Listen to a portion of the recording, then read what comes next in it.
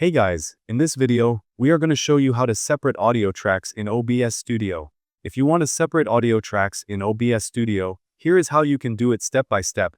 First, open the OBS application on your PC. At the top you will find different options.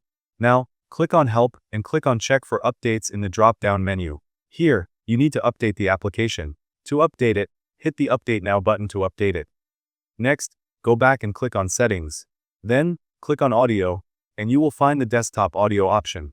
After that, click on it and choose the default option. Reach the mic or auditory audio and click on it.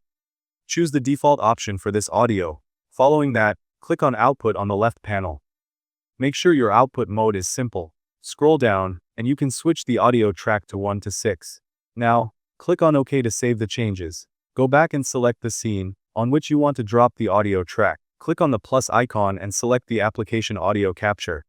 Enter the name of the source and click on OK.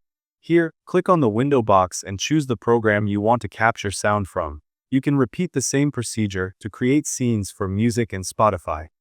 Here, you will have all the audio mixers of your sources. Select your first audio source, press hold, and click on your last source to select them.